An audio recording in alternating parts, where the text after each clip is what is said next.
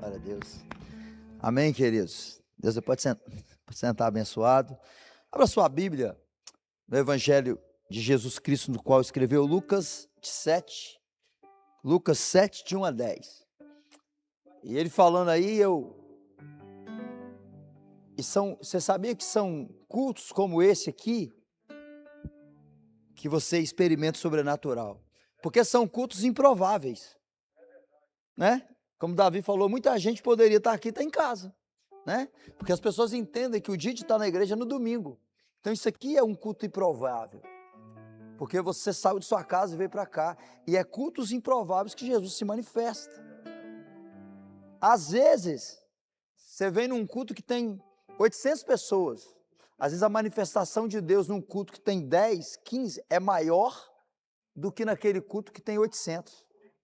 Jesus se manifestou para uma mulher num poço, só ele e ela, um lugar improvável, se manifestou ali e mudou não só a história da mulher, mas mudou a história de uma cidade. Aleluia! E eu creio nisso. Querido, só de você estar aqui hoje, só de você estar aqui na casa do Senhor, algo sobrenatural de Deus pode acontecer na sua vida. Para você ter uma ideia, ontem, até em umas 4 semanas, a minha filha, 4 semanas, a Lara, ela até pregou aqui no Domingo Jesus, aqui à tarde, né? E aí ela pregou lá na igreja no domingo, deixei ela pregar, foi até aquela mesma palavra que ela pregou aqui, e uma mulher converteu. Fiz o apelo, e a mulher foi lá e converteu a Jesus. E aí, nessas 4 semanas, essa mulher tem vindo à igreja. E aí, quando você percebe, assim, eu a chamei para conversar, sentar no gabinete, bater um papo, sair um pouquinho, conversar um pouquinho dela. Ela falou para mim, pastor, eu tenho uma filha que vai fazer 17 anos, e a minha filha entrou numa depressão profunda. Diz ela que ela levou a menina em todos os hospitais, em todos os médicos, vários médicos. A menina estava fazendo terapia, e a menina foi em vários médicos, e um monte de remédio de ansiedade, sabe os remédios que eles passam? De depressão. Diz ela que a menina só ficava chorando. A menina, para você ter uma ideia, ela não podia dormir com o marido dela, ela tinha que dormir no quarto abraçado com a filha, porque a menina não conseguia dormir. A menina estava muito demais, ela não sabia o que fazer.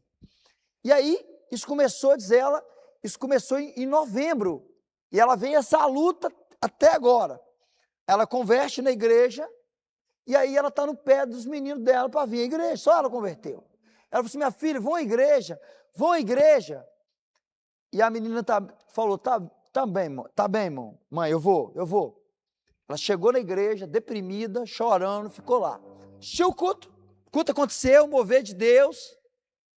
Irmãos, ela me falou ontem, pastor, quando ela saiu da igreja, ela foi curada imediatamente, sem uma oração, sem uma palavra, pode aplaudir, sem nada, só de estar na casa de Deus, ela foi curada. Então só de você estar aqui, querido, Deus está visitando você aí, só de você estar aqui, Deus está visitando alguém de sua casa, Deus está visitando alguém de sua família, você crê nisso? Então, em nome de Jesus. Então eu queria ler esse texto com você aqui, diz assim, Lucas 7, de 1 a 10. Tendo terminado de dizer tudo isso ao povo, Jesus entrou em Cafarnaum. Ali estava o servo de um centurião, doente e quase à morte, a quem o seu senhor estimava muito. Este ouviu falar de Jesus e enviou-lhe alguns líderes religiosos dos judeus, pedindo-lhe que fossem curar o seu servo. Chegando-se a Jesus, suplicaram-lhe com insistência, este homem merece que lhe faças isso, porque ama a nossa nação e construiu a nossa sinagoga. Jesus, então, foi com eles. Já estava perto da casa quando o centurião mandou amigos dizerem a Jesus, Senhor, não te incomodes, pois não mereço receber-te debaixo do meu teto. Por isso, nem me considerei digno de ir ao teu encontro. Basta que digam digas uma palavra, e o meu servo será curado. Pois eu também sou homem sujeito à autoridade e com soldados sob o meu comando. Diga a um, vá, e ele vai. A outro, venha, e ele vem. Diga ao meu servo, faça isso, e ele faz. Ao ouvir isso, Jesus admirou-se dele e, voltando-se para a multidão que o seguia, disse: eu lhes digo que nem mesmo em Israel encontrei tamanha fé. Então, os homens que haviam sido enviados voltaram para casa e encontraram o servo restabelecido. Mateus diz que o próprio centurião foi até Jesus. João está dizendo que ele mandou alguém ir. Então Mateus está dizendo que quando ele não está indo contra João, mas ele está dizendo que quando ele manda alguém ir, é como se ele mesmo estivesse indo. Então quando você vem aqui por causa de você, ou por causa de alguém que está em casa, é como se a pessoa estivesse aqui, e Deus pode visitar a pessoa onde ela estiver, amém? E o texto começa dizendo que Jesus entra em Cafarnaum, e ali estava o servo de um centurião doente, quase à morte. E aí a gente pergunta, o que é um centurião? A região de Israel, ela era dominada e controlada por Roma. Então, cada região havia uma frota de soldados romanos que controlava o lugar e aquilo que acontecia. Se aqui fosse controlado pelos Estados Unidos, onde você passasse, você veria um soldado americano controlando o lugar. Então, o centurião era o comandante, a palavra centurião vem de 100. Então, esse homem, esse comandante, ele comandava uma frota de 100 soldados naquela região.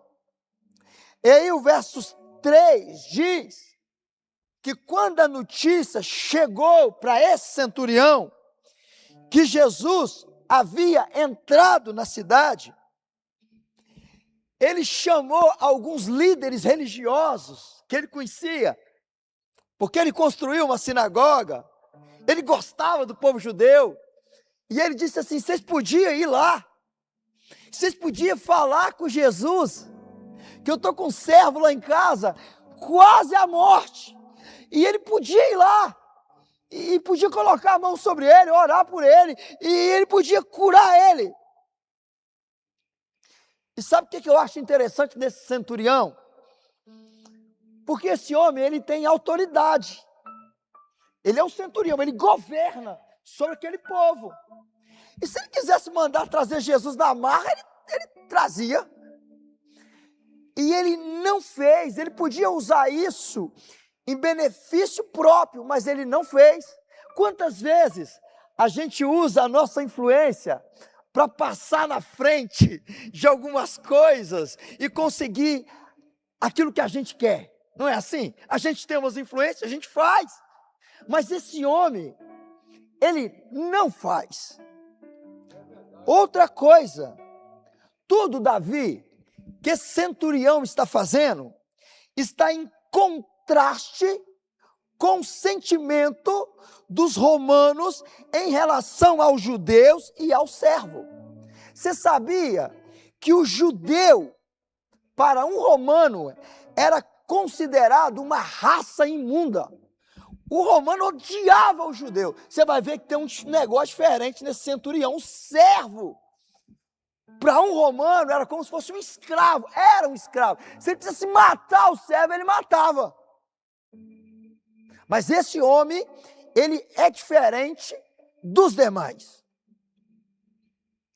E aí, queridos, esses religiosos, nos versos 4, eles vão até Jesus insistem com Jesus. E olha o que eles falam para Jesus. Este homem, ou esse homem, né? Não é este, é esse, porque ele não está perto. Esse homem merece, está falando do centurião, que o Senhor cure o servo dele. Porque ele ama a nossa nação. E ele construiu a nossa sinagoga. Eu queria te fazer uma pergunta aqui. Será que tem alguém que falaria por mim, falaria por você? Será que tem alguém que intercederia por mim, intercederia por você? Será que tem alguém que olha para mim, para você e diz, ele é tão abençoado, ele é tão de Deus, ele é tão uma bênção, que eu quero que Deus o abençoe, eu quero ver a bênção de Deus na vida dele, eu quero ver a bênção de Deus na casa dele. Será que as pessoas intercederiam por mim, intercederiam por você? Agora a grande pergunta aqui, irmãos, por que esses judeus religiosos chegam a Jesus desse jeito, dizendo, ele merece, ele é bom, ele ama a nossa nação, ele construiu a nossa igreja. Sabe por quê? Porque assim como os romanos tinham preconceito dos judeus, os judeus também tinham preconceitos dos romanos, beleza? Você lembra aquela história do Zaqueu? Quando Zaqueu sobe na árvore, e Zaqueu era o quê? Coletor de impostos. E Zaqueu trabalhava para quem? Zaqueu trabalhava para os romanos. Os romanos tiravam dinheiro do povo. E o povo odiava Zaqueu. Porque eles achavam que Zaqueu era um traidor. E quando Jesus fala que vai entrar na casa de Zaqueu e chama Zaqueu, o povo fica revoltado. Como é que Jesus vai entrar na casa de um cara como esse? Como que ele pode fazer um negócio desse? Você sabe por que eles fazem isso? Porque eles pensam que Jesus é como eles. Eles não entendem que Jesus não faz acepção de pessoas. Jesus não veio para alguns, Jesus veio para todos. E o verso 6 diz que Jesus vai com eles. Diga assim, Jesus vai com eles. Você quer que Jesus vá com você hoje na sua casa? Porque não basta a gente visitar a casa do Senhor. Jesus precisa ir conosco. Jesus precisa estar na nossa vida. Jesus precisa estar na nossa casa. Jesus precisa estar na nossa família.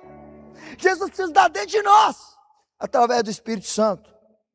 E Jesus foi com eles. A grande pergunta é, Jesus foi com eles por quê? Jesus foi com eles por causa da insistência? Jesus foi com eles porque o centurião era uma pessoa boa?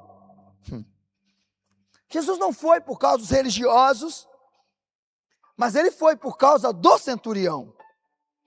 O centurião não era judeu. Historicamente, Jesus não veio para os judeus. Mas sabe o que Jesus está dizendo? Eu não vim para alguns, eu vim para todos. Eu não vim para salvar alguns, eu vim para salvar a todos. Eu não vim para curar alguns, eu vim para curar todos. Eu não vim para libertar alguns, eu vim para libertar todos. Ele não faz acepção de pessoas. Você e eu somos amados de Deus. Por isso que Salmos 3,16 diz, João 3,16, né? Porque Deus amou muito a maneira que deu seu Filho unigênito para que todo aquele que nele crê não pereça, mas tenha a vida eterna. Jesus não quer que você pereça. Jesus não quer que seu filho pereça. Jesus quer que a gente tenha a vida eterna. E aí no verso 6b, isso aqui é muito forte. Isso aqui é um sermão expositivo. Sermão expositivo, você vai explicando o texto. Aí Jesus está perto da casa dele, se olhar o texto. Irmãos, imagine Jesus diante de uma multidão gritando, que o povo ia atrás dele gritando, porque ele curava, porque ele fazia milagre, porque ele multiplicava pães e peixes. Então a multidão segue Jesus, quem não seguiria? E todo mundo tentando tocar nele. Imagine que ele está caminhando rumo à sua casa. Imagine que Jesus entra aqui e você descobre que ele está indo rumo à sua casa. O que você faria? Queridos, quando chegou uma visita na sua casa e não avisou, você saiu catando roupa em quanto é lugar, você saiu arrancando trem, você saiu fechando porta, porque a visita não avisou. Quem nunca fez isso? Agora você imagina, Jesus está vindo para sua casa. Eu acho que eu ia lá e colocava a minha melhor roupa. Você não faria isso, não? Você ia atender Jesus de qualquer jeito? Claro que não! Sabe o que você faria? Você prepararia um banquete para ele. Você pegaria aquelas canecas lá que você nunca deu ninguém, está guardado lá para as visitas, de porcelana, que é esse prato. Você faria o melhor. Sabe por quê? Porque Jesus está indo na sua casa. Não é assim? Aleluia! Aí no versos 6b, olha o que acontece. Jesus está indo rumo à casa do centurião. De repente, imagina, Jesus está vindo, entra na história, e tem uma multidão seguindo ele, e ele está indo para a casa do centurião.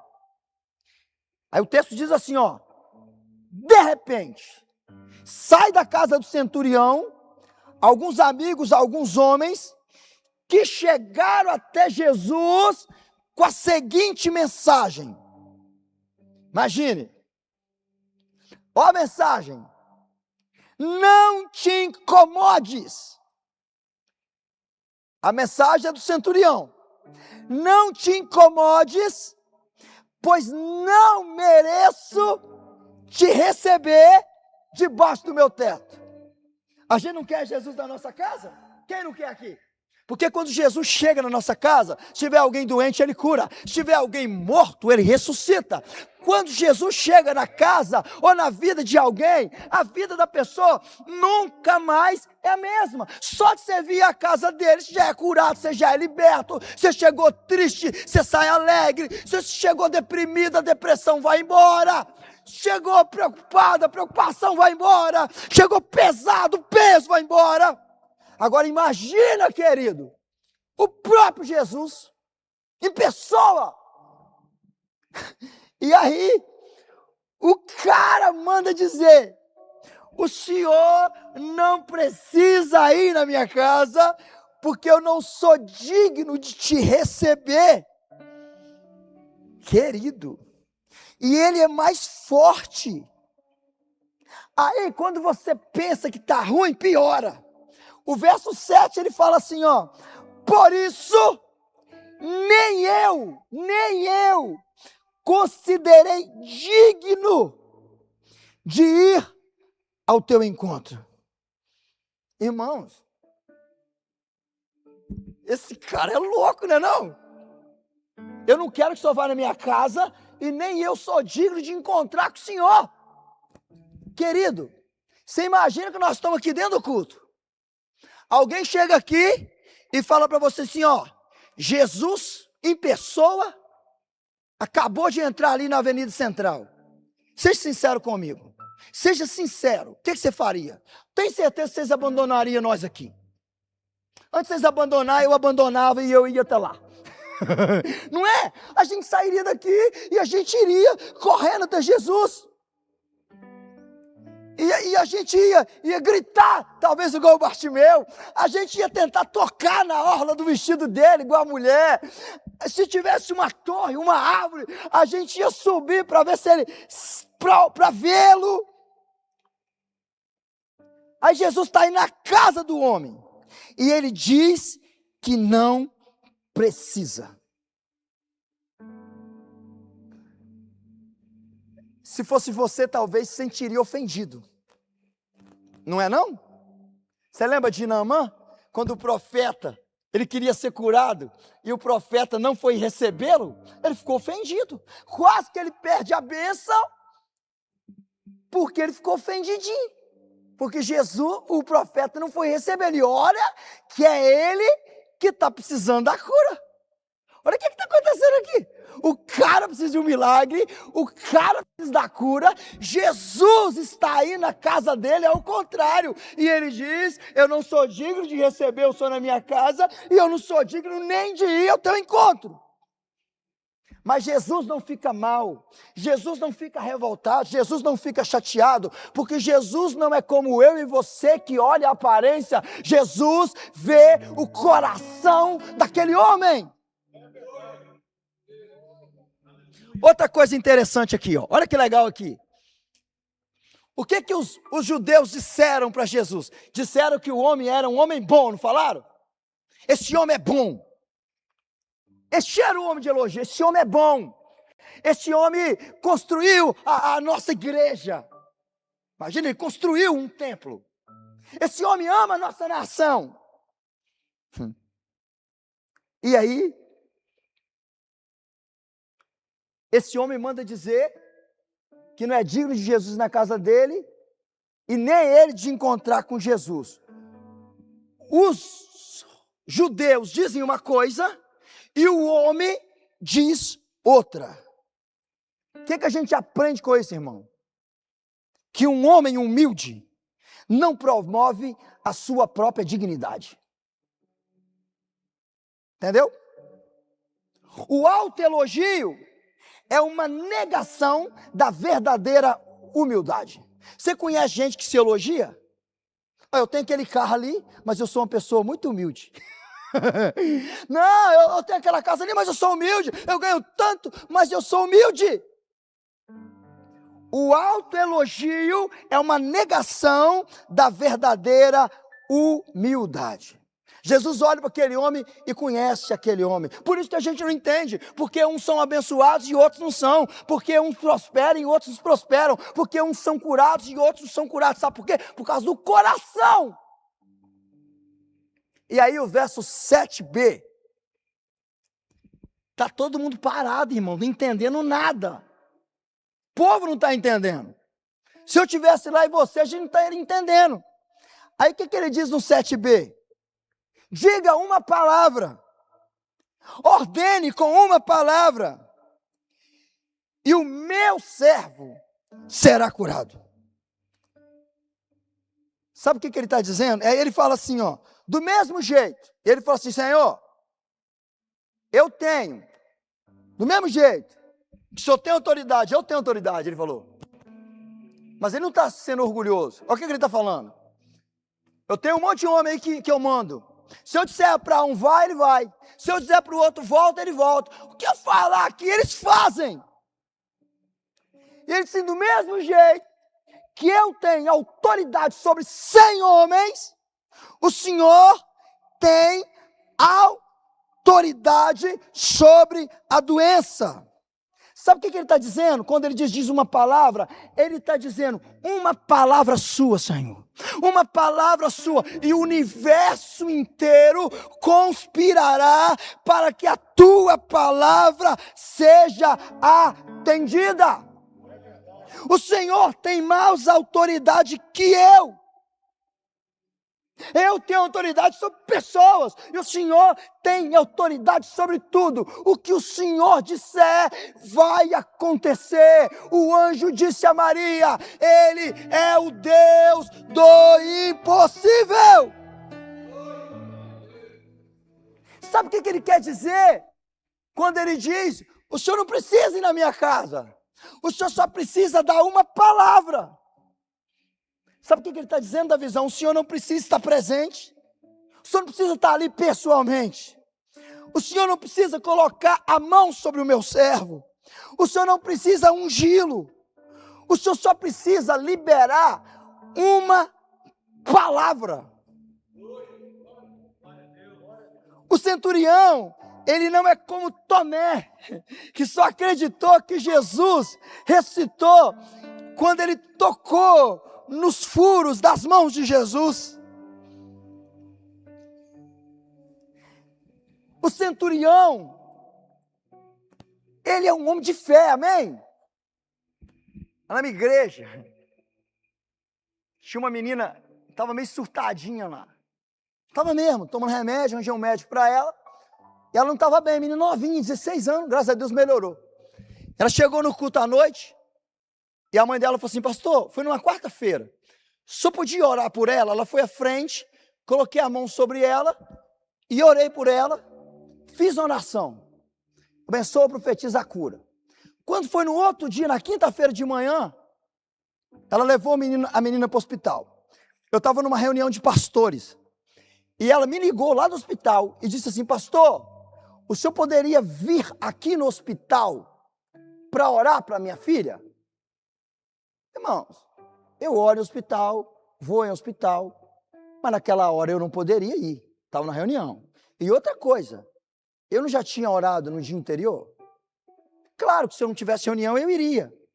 Mas na cabeça daquela mulher, não bastava eu liberar uma palavra profética. Eu disse: eu libero uma palavra profética. Ela ficou chateada. Ela não me respondeu, porque na cabeça dela, eu tinha que ir lá.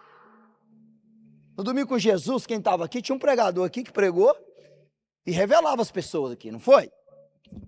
Aí ele pediu para a gente aqui, a gente orando sobre as pessoas. Mas você acha que as pessoas elas ficam satisfeitas comigo e com os presbíteros orando, colocando a mão na cabeça delas? Claro que não. Elas querem que aquele pastor coloque a mão na cabeça delas. Sabia disso? As pessoas são assim. Tem que ser aquele, tem que colocar a mão, ele tem que orar. Não é não? Eu lembro que lá na tarde da bênção lá, da visão lá, e eu lembro que a gente levou um pregador lá e o cara era muito usado, sim, pessoas eram curadas. E aí, irmão, ele falou assim: ô pastor, me ajuda aqui. Aí ele ficou assim, eu fiquei assim. Aí me pediu para montar a fila. Irmãos, tinha 500 na fila dele. Na minha fila não tinha nem uma alma. Olha só. Olha, eu não estou falando de uns pecadores igual a nós, não. Eu estou falando do próprio Jesus. E o cara falou assim: não. E eu fiquei sem graça assim. Fui saindo assim. Aí tinha uma senhorinha. Eu nem sei se ela está aqui na igreja mais. Aí olha o que ela falou para mim. Ela veio e falou assim: ô pastor, essa fila está muito grande. Eu só podia orar o senhor mesmo. Aí que eu fiquei mais bravo ainda. Assim: é só porque a fila está grande, você quer que eu oro, né? Eu falei assim: tá, e por que você quer que eu ore? Ah, não, porque eu vou fazer uma cirurgia semana que vem e que ocorra tudo bem. Eu disse: então tá bom. Eu coloquei a mão na cabeça dela e falei: Senhor Jesus. Eu nem estava querendo orar, mas orei. Ô Senhor, você podia fazer um milagre na vida dessa mulher? Você podia curar essa mulher? Irmãos, na outra semana a irmã voltou. Assim: pastor, só acredita que eu fui no médico, mas quando estava chegando para fazer a cirurgia, eu senti de Deus assim: faça os exames novamente. Quando eu fiz os exames, os médicos ficaram bravos, me chamaram e falaram assim: a senhora fez a cirurgia em outro lugar.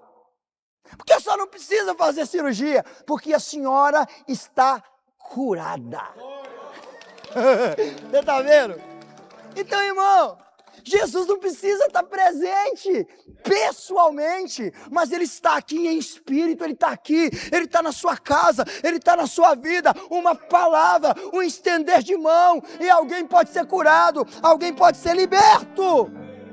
O centurião, ele não precisa ver para crer, ele crê para ver. Uma palavra sua e o meu servo será curado. E nos versos 9 diz que ao ouvir isso, Jesus ficou admirado. Quantas vezes na Bíblia Jesus ficou admirado? Você lembra? 3 vezes. 3 vezes. Lembra daquela mulher Ciro Fenícia? Que ela pediu Jesus para libertar a filha dela? dela. E Jesus falou assim, não é bom pegar pão dos filhos e lançar para os cachorrinhos? O que ela falou? Mas os cachorrinhos também comem das migalhas que caem da mesa do Senhor. Mulher de fé. Se fosse eu e você, a gente ia embora. Pastor, a gente não pode falar nada com os crentes hoje, irmão, que larga a igreja. A gente tem que pisar em ovos com os crentes. Qualquer coisa que você fala, fica bravo com nós, fica chateado. E não, Jesus falou com ela. O pão é para os meus filhos, não é para você não. Sabe o que ela falou? Ô Senhor, o Senhor não precisa me dar pão não. Se o Senhor me dá as migalhas, já está bom. As migalhas do Senhor é suficiente. Dá as migalhas para os teus filhos. Mas deixa eu ficar aqui debaixo da mesa. Deixa eu pegar as migalhas. Porque eu creio que as migalhas do Senhor me curam. Jesus ficou admirado da mulher. Ele falou assim, mulher, grande é a sua fé. Você pode ir, que a sua filha já está liberta. Ela chegou em casa e a menina já estava liberta. Segunda vez que ele ficou admirado, quando ele foi pregar na terra dele, em Nazaré. Quando ele começou a curar, as pessoas disseram assim, não é esse? O filho da Maria e do José? A gente conhece esse menino aí? Esse menino fazendo milagre? E a Bíblia diz que ele ficou admirado com a falta de fé do povo.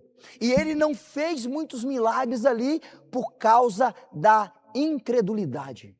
Deixa eu dizer uma coisa para você. E a terceira vez é aqui a fé desse homem. Eu não sei que tipo de necessidade você precisa.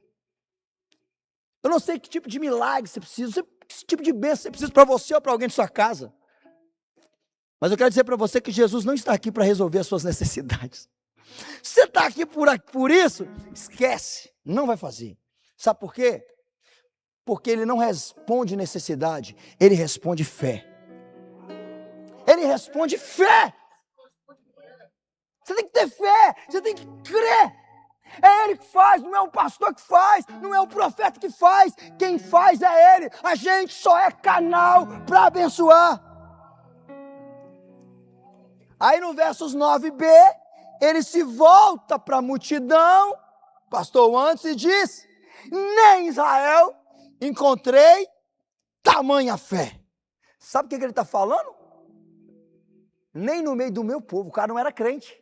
Nem no meio do meu povo encontrei tanta fé. Isso é uma vergonha para nós, hein? Você vai ver um cara incrédulo que está tendo mais fé que crente. Nem no meio do meu povo eu encontrei tamanha fé. Ele falou para os meninos assim, pode ir embora. Pode ir embora. E nos versos 10, quando os mensageiros voltaram, encontraram o servo curado. A cura foi imediata. Foi imediatamente, ele foi curado. Sabe o que o centurião está dizendo quando ele disse uma palavra sua e o meu servo é curado? Quando ele sai dali, a Bíblia diz que ele entra numa cidade chamada Naum. E uma mulher, uma comitiva, um enterro está saindo para fora da cidade. Por que para fora da cidade? Porque naquela época os cemitérios não podiam ser dentro da cidade, tinha que ser fora da cidade. Eles estão indo para um enterro. Jesus está entrando na cidade. A mulher está chorando. E Jesus olha para a mulher e diz assim, não chores mais. Quem sou eu para dizer para você não chorar, irmão? Quem é seu marido para dizer para você não chorar? Quem é seu filho para dizer para você não chorar? Mas Jesus é o único que pode dizer para mim e para você, não chores mais, porque Ele é o único que pode curar o motivo do meu e do seu choro. Não chores mais, a palavra do Senhor é, não chores mais. Eu cheguei, tocou no menino e disse uma palavra, menino levante-se, e o menino levantou. Uma palavra, ele vai à casa de Jairo, E alguém diz, ela está morta, todo mundo chorando. Ele diz, ela não está morta, ela está dormindo. Aí todo mundo ri dele. Aquilo que está morto para você, para ele está dormindo. Aquilo que é impossível para você, para ele é o possível. Ele entra, dá uma palavra para a menina e diz, Talita, levante-se. E imediatamente a menina se levante. O Bartimeu grita, ele manda chamar o menino e diga assim, volte a ver. Uma palavra.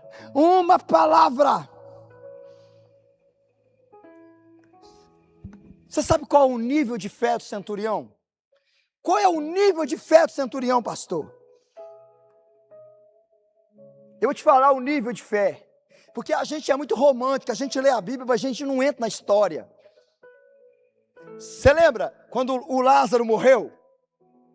Jesus chegou e estava todos chorando. E as meninas, as irmãs disseram, se eu tivesse aqui, ele não teria morrido, tal. Jesus também chorou.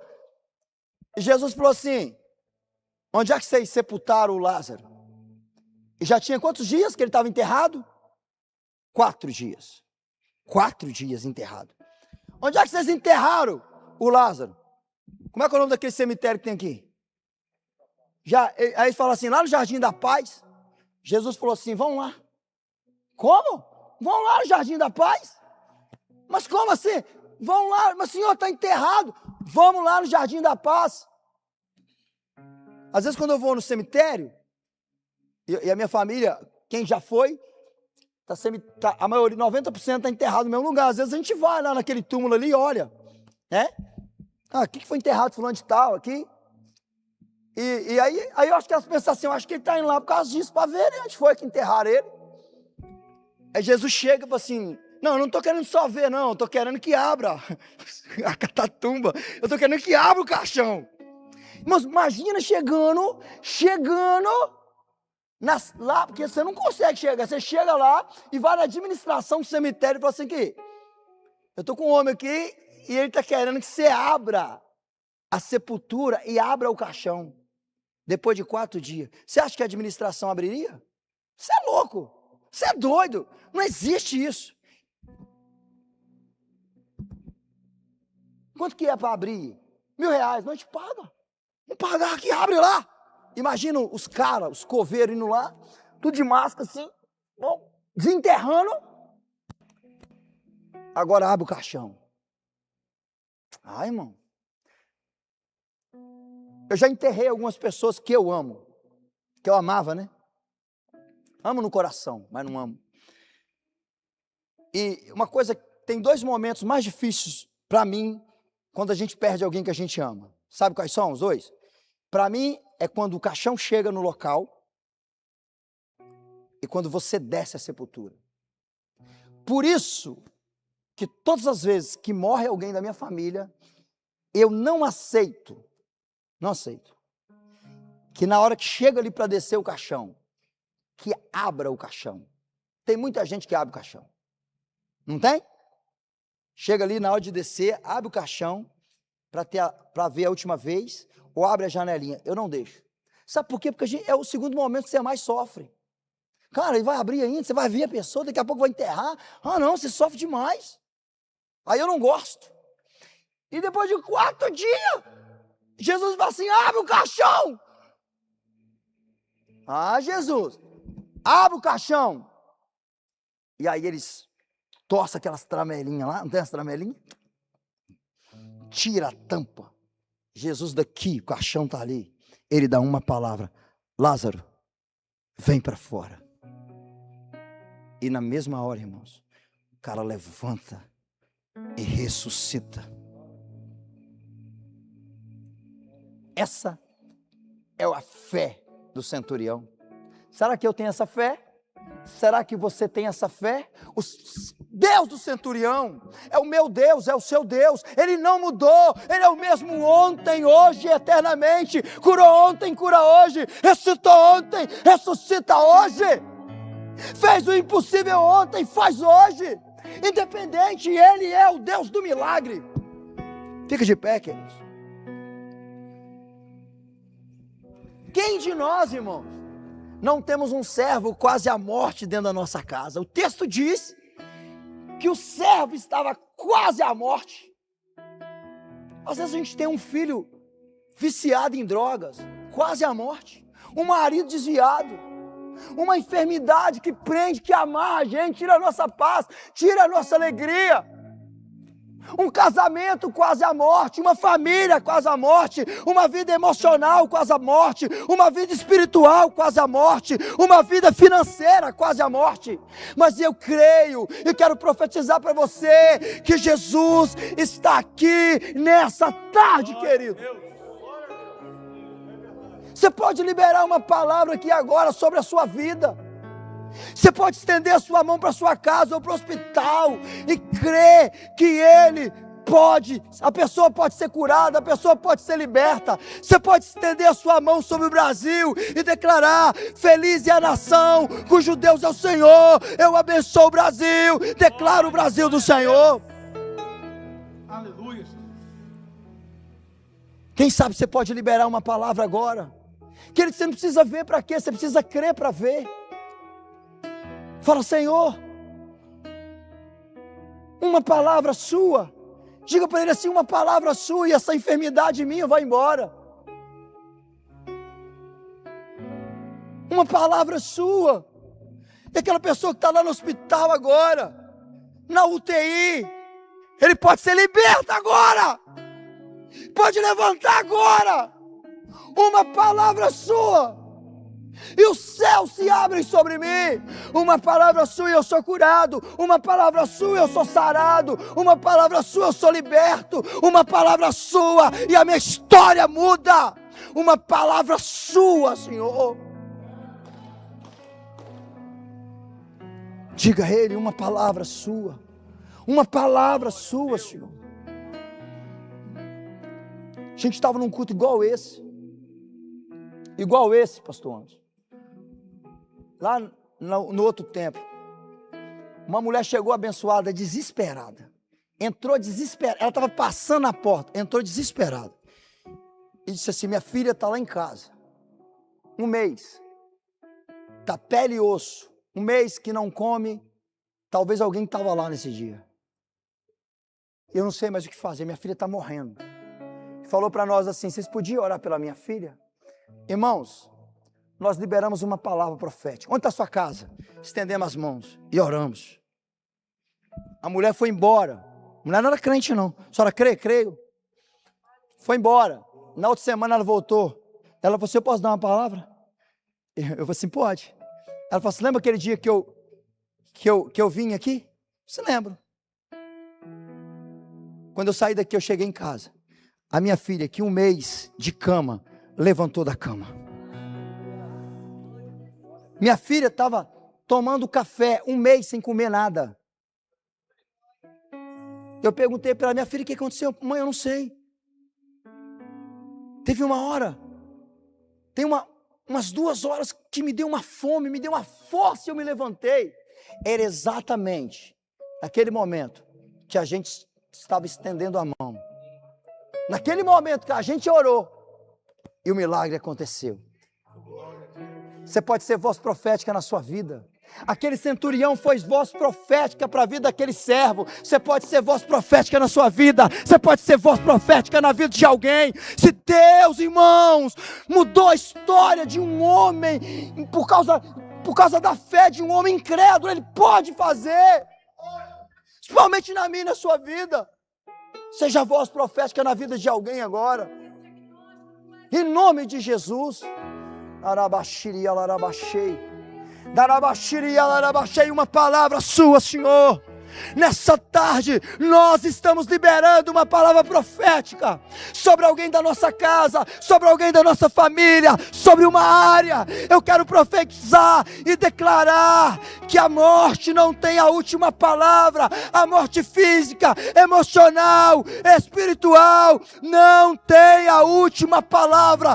Uma palavra sua agora e o milagre acontece. Em nome de Jesus, nós cremos, Senhor, nós declaramos, nós profetizamos, em nome de Jesus, em nome de Jesus. Contamos com armas de fé. Alabaxei. Oh, aleluia. Nada irá resistir enquanto adoramos. Você pode declarar isso? Vai. Em meio às tribulações, Diga sobre ele. Diga sobre ele. o Nosso Deus é vencedor. É ele que traz a vitória. Nós te adoramos, Senhor. Alabaxei. Vitorioso és, na tempestade estás. Teu nome infalível é, os reinos em vão, o trono acima está. Teu nome imutável é. Faça dessa oração, dessa canção uma oração agora. Comece a declarar a ele. Diga a ele. Diga a ele. Não prevalece. Toda artimanha, toda seta do inferno está caindo nessa tarde sobre a sua casa, sobre a sua vida, sobre a sua família. Nada vai te impedir. O Senhor é com você. Arabaxei, alarabaxei. Muralhas vão estremecer. Aleluia. Cadeias irão se romper enquanto adoramos.